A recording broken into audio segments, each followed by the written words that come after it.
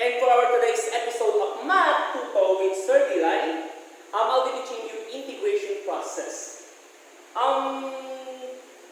In some books and references of calculus, the list containing integration formulas are extensive. When we say extensive, there are a lot of formulas that you need to apply. Some contain 50, some contain more than 100 formulas. So for our today's lesson, I'll be teaching you the replacement for those formulas.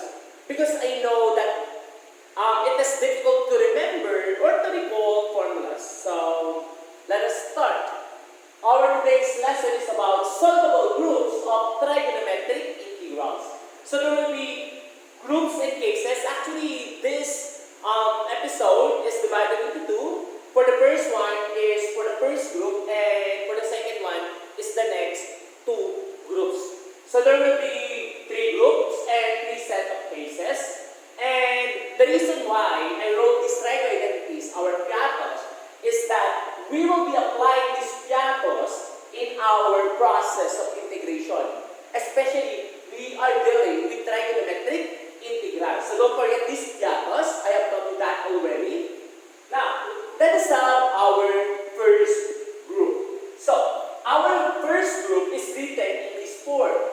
It can be the integral of sine raised to n u cosine raised to n u du.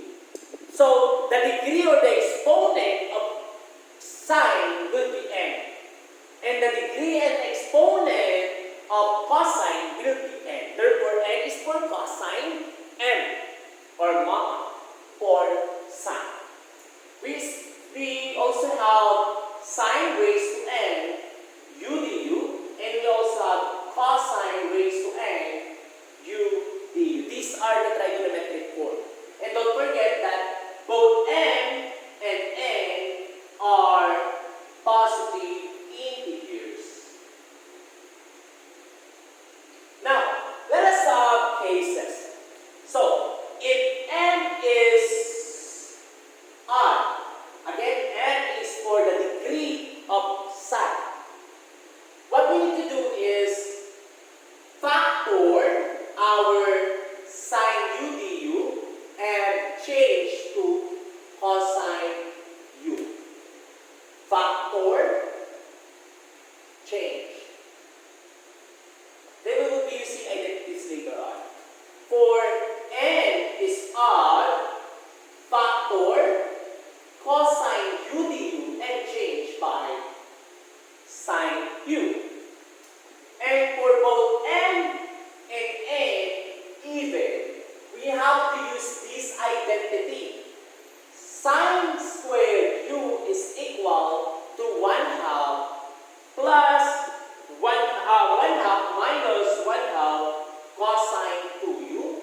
And for our cosine squared u, we will be using 1/2 plus 1/2 cosine 2u. In order for you to understand it better, let us have our examples. Example number 1, we have the integral of sine squared u or sine squared z cosine raised to 1/2 z dz. Okay. Sine cube rather. Cosine 1/2 z dz. In our example, this is written in this form. As you can see, between the highest degree here is the degree of sine, which is n. And our n is odd. We will be applying the first case. Since n is odd, which is 3, we have to factor out our sine cube z, or we will do the induction process. We have an idea that sine cube z is same as sine squared z and sine z. Because sine squared z times sine z is equivalent to sine cube z. Then copy cosine raised to 1/2 z dz. Next step, change sine u to cosine u. So we will be changing sine squared z using Pythagorean identities.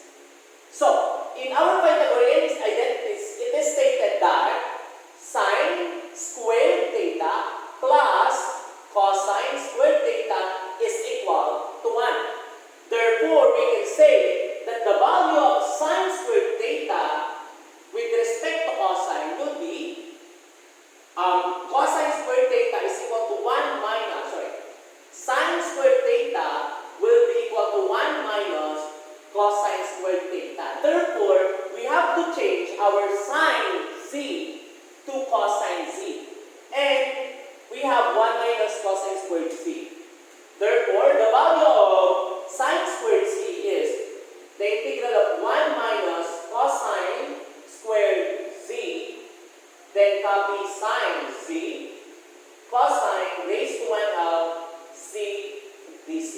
Then now, your u will be your cosine. This will be your u. The integral or the trigo of our u after factoring out, which is cosine. Let u be equal to cosine z. Therefore, the derivative of u is equal to negative sine c dz. And we have negative 3u is equal to sine c dz. We need positive sine c dz. Therefore, we multiply both sides of the equation by negative. Now,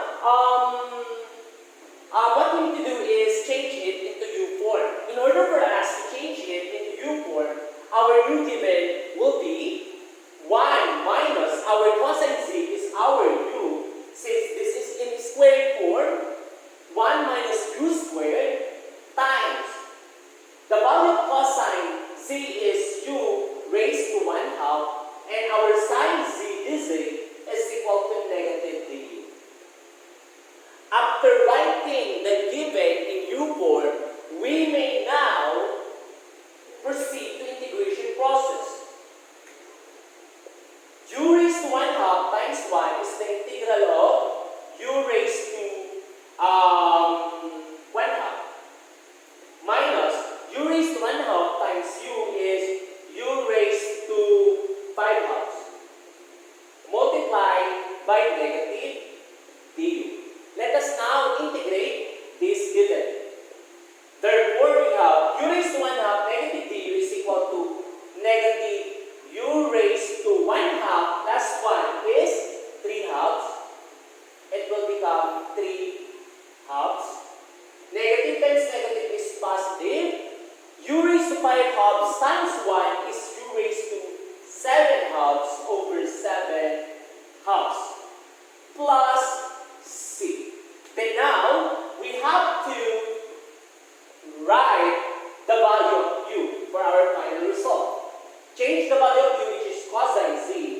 The result will be negative 2/3 u or cosine raised to 3 halves c plus 2 over 7 cosine raised to 7 halves z plus c. Therefore, the integral of sine cube c cosine raised to 1 half z dz is equal to negative 2/3 cosine raised to 3 halves c plus 2 over 7 cosine raised to 7 halves c plus c. Let us have another example in order for you to understand it better. Our second example will be the integral of sine to the fourth 1/3 t dt. Okay, as you can see, our example number 2 is in this form, sine raised to mu du, wherein our wrong dividend. It should be 5. Okay. Now our m is 5, and that is even. That is odd. Next,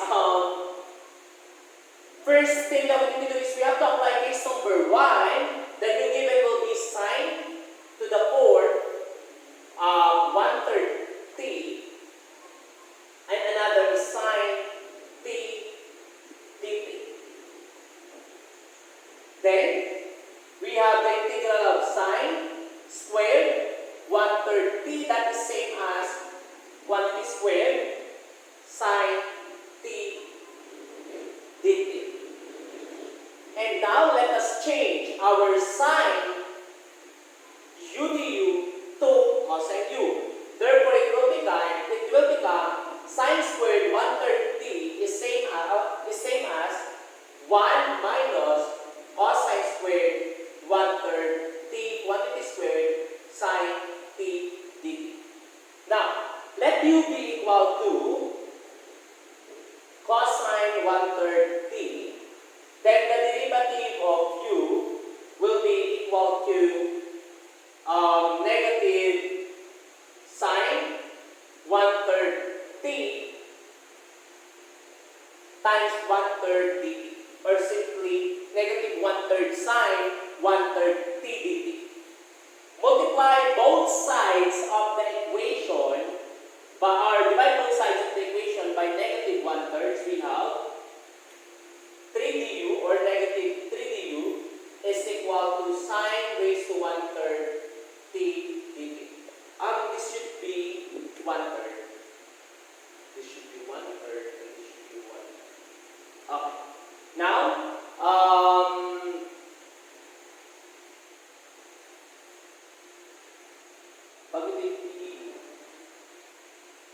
okay, now let us change it in u form. The u given will be the integral of 1 minus u squared quantity squared negative 3 du.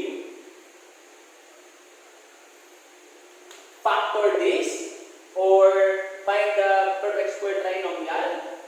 We have the integral of 1 minus 2u squared plus u to the 4 times negative 3 du.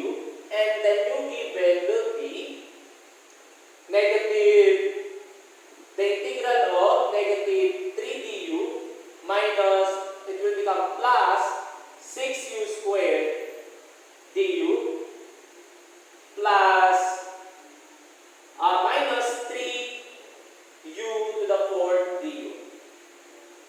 Then integrate, it will become negative 3u plus 6u cubed over 3 minus 3u to the 5th over 5 plus c. And change now our value of u, it will become negative 3. The value of u is cosine 1/3 t.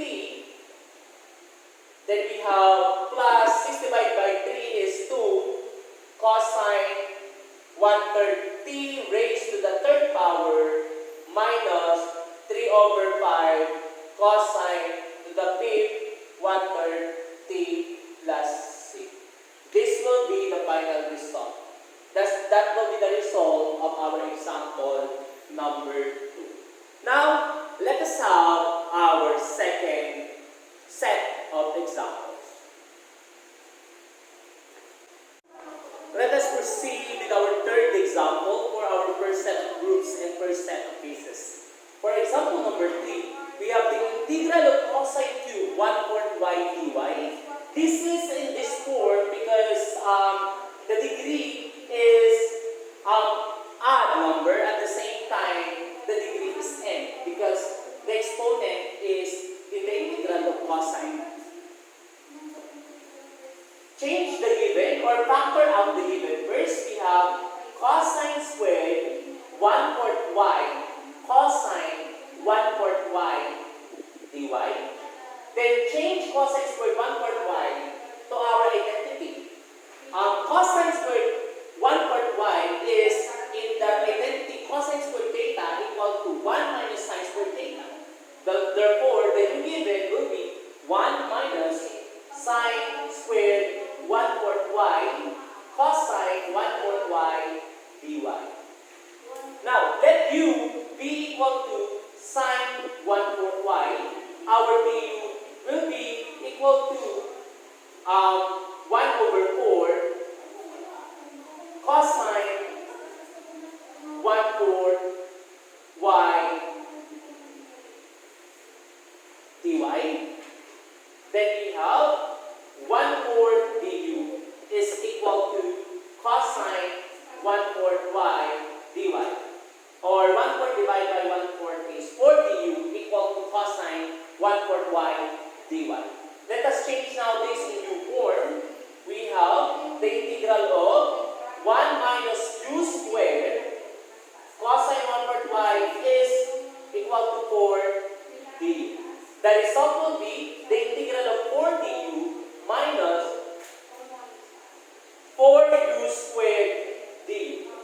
Integrating. Now we have 4u minus 4u cubed over 3 plus c. And for the last step, substitute the value of u, which is sine 1/4 y, 4 sine 1/4 y minus 4/3 sine cube 1/4 y plus c. Therefore, this is the result for the integral of cosine cube 1/4 y dy. Let us proceed now to example number 4. For our example number 4, we have the integral of sine squared x, cosine squared x dx. This is in this form wherein both m and n are given, and we have to change it in this identity. So, we have the new given is sine squared x will be 1/2 minus 1/2 cosine 2, and the value of u is x. 2 times x is 2x. Same way around, we have 1/2 plus 1/2 cosine 2x dx. Multiply 1/2 minus 1/2 cosine 2x to 1/2 plus 1/2 cosine 2x. The result will be 1/4 minus 1/4 cosine squared 2x dx. Integrate in separate ways. The integral of 1/4 integral of dx minus 1/4 integral of cosine squared 2x dx. Now, let us have this part. Cosine squared 2x is in this identity again. Therefore, we have 1/2, the integral of 1/2 plus 1/2 cosine 2u. The value of u here is 2x.